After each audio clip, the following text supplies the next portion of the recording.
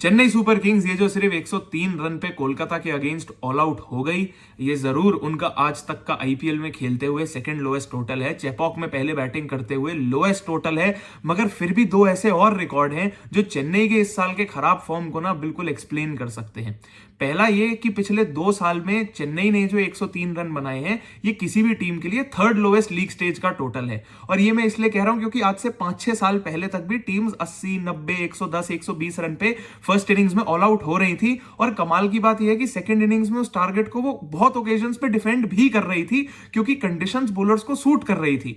मगर पिछले 2 साल से, खासकर 2023 से, ये गेम के कंडीशंस, पिचेस, सब कुछ बैटर्स को इतना फेवर कर रहे हैं, खासकर रूल्स भी, कि बैटर्स का गेम पर खासकर आईपीएल में बहुत ही ज्यादा दबदबा होना शुरू हो गया है। और एक उसी सीजन में जब चेन्नई अपने 5 लगातार गेम्स आईपीएल की हिस्ट्री में पहली बार लगातार हार रही है, तो आप सिर्फ कंडीशंस को ब्लेम नहीं कर सकते। जब एक गेम बैटर्स को ज्यादा फेवर कर रहा है और वहां पर आपके बैटर्स के सिर्फ रन नहीं आ रहे बाकी सारी टीमों से कंपेयर्ड, तो सिर्फ आपके बैटर्स का माइंडसेट और आपकी टीम की planning up to the mark नहीं है। चेन्नई सुपर किंग्स तो जानी जा रही थी ना पुराने खिलाड़ियों का करियर रिवाइव करने के लिए, जिनको कोई नहीं पूछ रहा, उनको चेन्नई सुपर किंग्स अपने यहां बुला रही है, खिला रही है, वापस एक प्लेयर बना रही है, उनका नाम बनाने का मौका दे रही है। अजिंक्य रहाणे चेन्नई सुपर किंग्स से खेलने आए थे तो कमाल का सीजन उनका गया था। इंडियन टीम में उनकी कमबैक हो गई थी, वो भी T20 क्रिकेट की परफॉर्मेंस से टेस्ट क्रिकेट में। पर इस बार भी चेन्नई ने कहीं ना कहीं उसी फॉर्मूले को वापस अपनाने की कोशिश करी जो दीपक हुडा, विजय शंकर, राहुल त्रिपाठी, इनको अपने टॉप ऑर्डर की बैकबोन बनाकर वो टीम में वापस लेकर आए कि इनसे वापस रन निकलवाएंगे।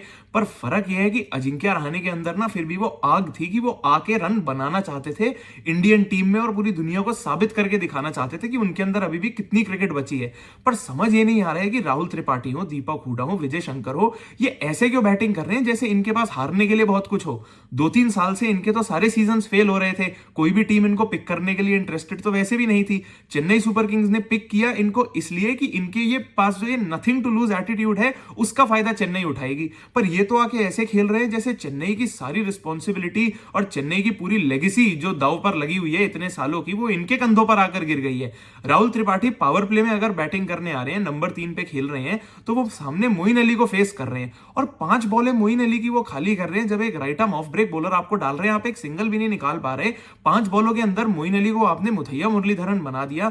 मोइन अली भी पावर प्ले के अंदर एक विकेट मेडन ओवर फेंक रहे हैं और मतलब वहां पर कोई इंटेंट भी नहीं दिखाई दी कि राहुल त्रिपाठी एक बॉल पे कहीं सिंगल लेने की भी कोशिश कर रहे हो। और इंपॉर्टेंट फेज भी तो मैच का यही है, जब गेम एक्चुअली शुरू हुआ है, आप बैटिंग करने आए हो, पावर प्ले चल रहा है, यहां पर आप अपनी प्रेजेंस फील तो कराओ सामने वाली टीम को कि आप किसी इंटेंट से रन बनाने भी आए हो, मैच को जीतने आए हो। एक्चुअली एमएस धोनी ने मैच के बाद कहा कि हमारे पास तो भैया टेक्निकली स्ट्रॉन्ग बैटर्स है, कोई ब्लाइंड स्लॉगर्स नहीं है, तो हम ये भी नहीं सोचते कि पावर प्ले में हम कहीं 60 रन बनाने निकले हुए हैं। तो कम से कम 40-45 रन, 50 रन तो आप एम करके चलोगे। और आपके पास वो ओपनर्स हैं कि डेविन कॉनवे, रचिन रविंद्र, इन्होंने पिछले 2-3 साल से इतने रन पावर प्ले में आपके लिए बनाकर भी दिए हैं।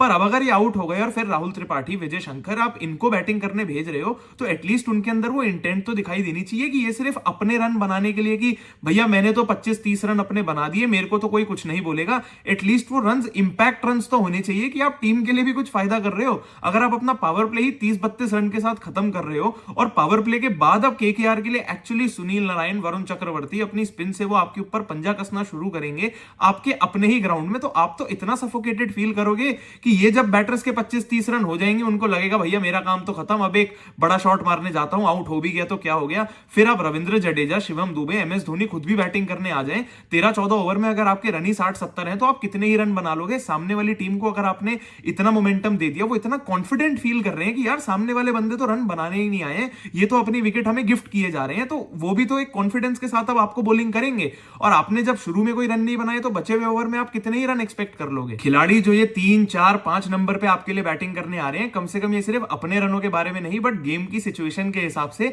टीम के लिए रन बनाने चाहिए। और इस सीजन राहुल त्रिपाठी हो, विजय शंकर हो, दीपक हुडा हो, जब जब इनको मौका मिला है, ये हमेशा ऐसा ही लगा है कि सिर्फ अपने 25-30 रन बनाने आए हैं। एक बार जब वो हो गए तो इनका काम खत्म। और उसके अलावा गेम को चेस करने के लिए कितने रन चाहिए, पहले बैटिंग करते हुए बोर्ड पे कितने रन चाहिए, इस बात से इनको कोई फर्क नहीं पड़ा है। फर्क तो बहुत छोटी छोटी बातों से भी पड़ जाता। 4 नंबर पे आपने अगर विजय शंकर को भेजा तो उस पोजीशन पे शिवम दुबे को खिलाना चाहिए ना। अगर राहुल त्रिपाठी है, कितने out of form batter number 3 पर जाकर खेल रहे हैं और उसके बाद एक विकेट गिर गई, आपके दोनों ओपनर्स आउट हो गए, तो राहुल त्रिपाठी और विजय शंकर को भेजने का मतलब तो आपके लिए गेम एकदम डेड कर देना है कि दोनों आउट ऑफ फॉर्म बैटर्स जो टीम के लिए रन बना ही नहीं रहे हैं, उनको अब आपने एक साथ पिच पे खड़ा कर दिया है।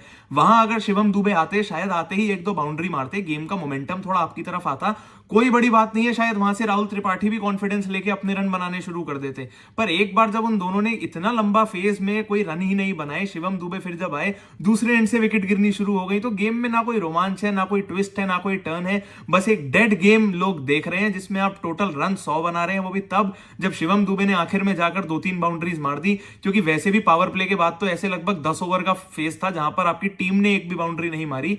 ये तो शिवम दुबे के 2 चौके आ गए, बीच में आपकी पावर प्ले की कुछ बाउंड्रीज थी जिसकी वजह से ये 100 रन बोर्ड पे लग गए। अभी तक तो ये सीएसके के लिए एक दुर्भाग्य की ही बात है कि आपने मेगा ऑक्शन में ये टीम बनाई है, तो अगले 2-3 साल तक आपको इन्हीं खिलाड़ियों के साथ खेलना पड़ेगा, इन्हीं से रन निकालने पड़ेंगे। पर अब सीएसके के बारे में कोई क्या ही जानता है, जब पहले भी 2022 में उन्होंने इतना सीजन में नीचे फिनिश किया था, तो 2023 में एमएस धोनी ने उसी टीम से लगभग पूरा आईपीएल भी जितवा दिया था।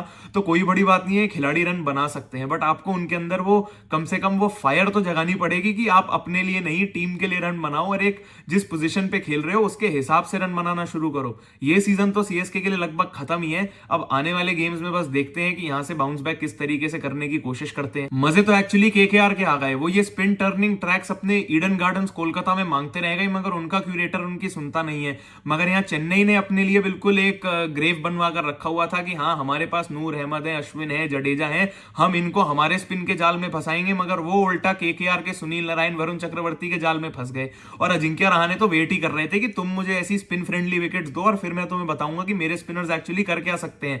और यहां पर अगर सुनील नारायण, वरुण चक्रवर्ती ने अपना काम करके दिखा दिया। सुनील नारायण ने 4 ओवर में 13 रन दिए, 3 विकेट ली, अच्छी बॉलिंग करी, अच्छी विकेट्स निकाल कर दी। तो अब अगर वो आने वाले गेम्स में कुछ बैटिंग फ्रेंडली विकेट्स पे भी बॉलिंग करने जाएंगे, तो उनके टप्पे और उनका वो रिदम उनके साथ होगा। क्योंकि ये ऐसी स्पिन फ्रेंडली विकेट्स में जब एक स्पिनर्स विकेट निकालते हैं, तो उसके बाद आप उनको एक बिल्कुल शीशे की बनी बैटिंग विकेट भी दे दो, वहां पर भी एटलीस्ट अपना टप्पा पकड़ के बॉलिंग करते हैं। विकेट भले ही ना निकाले, मगर एक रिदम के साथ किफायती बॉलिंग जरूर करके दिखा देंगे। केकेआर को भी ऐसे ही गेम की और ऐसे ही मोमेंटम की जरूरत थी, क्योंकि बीच में कुछ गेम्स वो बहुत खराब हार गई, जहां मुंबई के अगेंस्ट वो 116 रन पे ऑल आउट हो गए, और वहां पर मुंबई ने भी वो टारगेट बहुत जल्दी चेस कर दिया। पर अब उन्होंने चेन्नई को ये 100 रन पे आउट कर दिया, टारगेट को भी 11 ओवर से पहले चेस कर लिया। तो ये उनकी नेट रन रेट पे जो पहले डेंट आए थे, उस डेंट को बचा के अब उन्होंने सब कुछ कवर भी कर लिया। यहां से अब टीम फॉर्म में आएगी, तो जरूर केकेआर भी इस सीजन में बहुत आगे जाने वाली है। वीडियो पसंद आई हो तो लाइक जरूर करना, ये नीचे कमेंट करके आप अपने व्यूज जरूर बताना कि चेन्नई सुपर किंग्स के साथ आपके हिसाब से सीजन एक्चुअली हुआ क्या है। ऑक्शन में ही हार गए थे, खिलाड़ी गलत पिक किए, या जो खिलाड़ी पिक किए वो ठीक थे, वो खेल नहीं पा रहे, कंडीशन सूट नहीं कर रहे, माइंडसेट नहीं है, प्रॉब्लम क्या है ये आप जरूर नीचे कमेंट सेक्शन में बताना। चैनल अगर अब तक सब्सक्राइब नहीं किया है तो सब्सक्राइब जरूर कर देना, क्योंकि मैं तो ऐसे ही हर गेम के बाद आके आपको कंटेंट देता ही रहूंगा, क्योंकि अभी तो बहुत क्रिकेट और बहुत बातें बाकी हैं।